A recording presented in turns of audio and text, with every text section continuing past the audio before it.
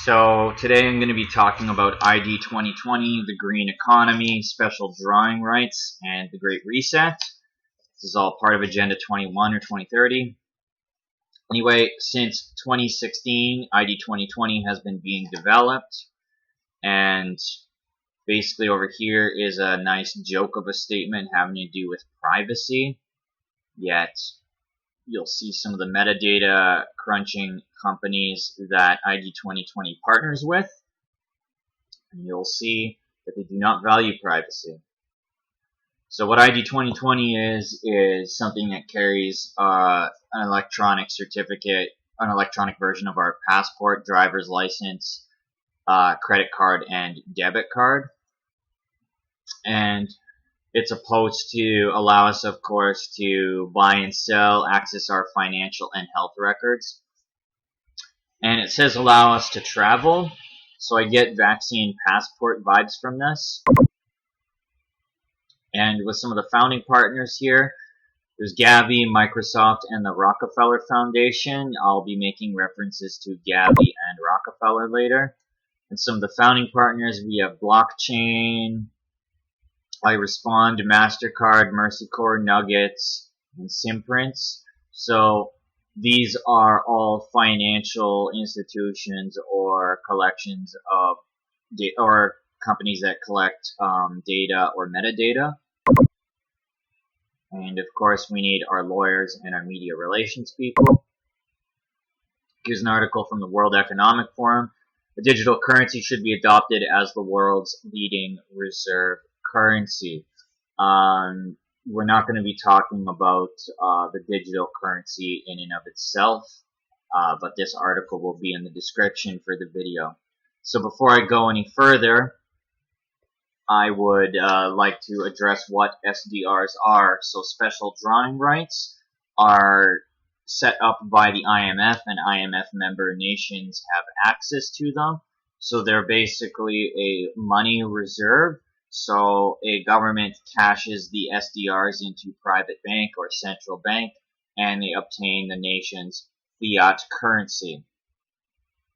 The biggest joke about that whole concept is the SDR's interest rates are controlled by the IMF. Criminal.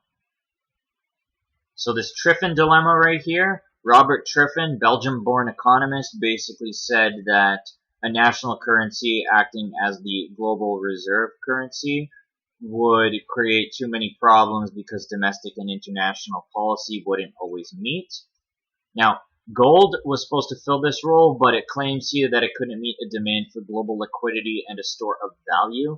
So basically what that's saying is, with that hard resource, nobody would be able to print off as much money as they wanted. So essentially, we were not in a total fiat system. So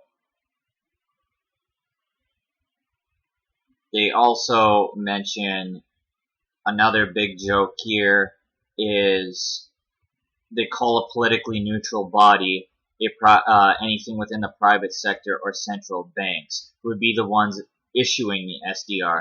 That's totally biased right there in and of itself. Now, anyway, with this right here, they want to transition to a just, equitable, and sustainable recovery. Those are three buzzwords, folks, right from the Rockefeller Foundation. This will require an immediate burst of revitalized multilateralism and creativity, utilizing the financing tools and institutions readily at hand. Sounds like they're changing the economic infrastructure. So basically right here, goal one, the IMF is issuing $650 billion worth of special drawing rights all around the world, and it's expected that any of the more well-developed nations or ones with excess SDRs would be putting them toward the less developed nations. And what are the SDRs for? Getting your nation's fiat currency so that you could obtain vaccines, so that you can reach that 70% goal by the end of 2022. Now, the World Bank and regional and regional development banks will be utilizing their full lending power, and it says for a climate-friendly and equitable recovery. Basically, that's also synonymous with the term green economy.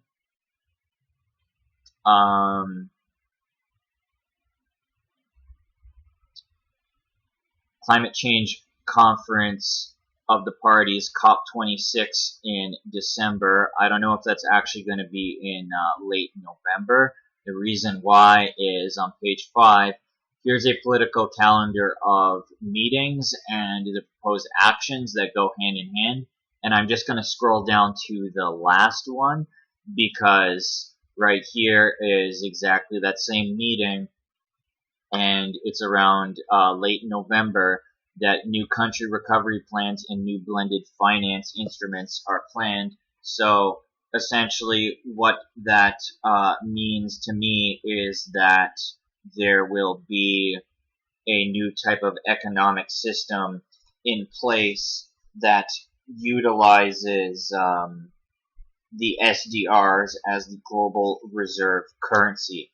That's my understanding of what I'm reading right here.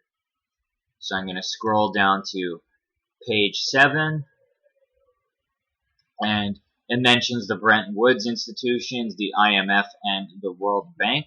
So robust international response to stopping the pandemic and financing a global recovery.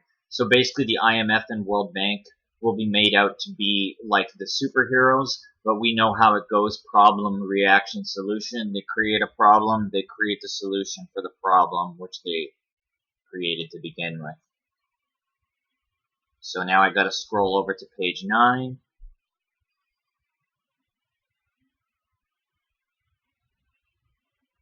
And we can see here that basically any of the SDR distribution goes according to the IMF quotas, and it doesn't go based off the basis of need. And we can see the SDR allocation throughout the world here.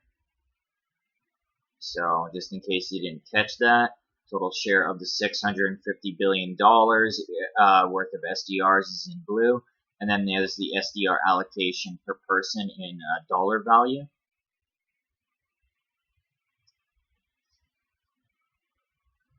I'm scrolling down to page 14.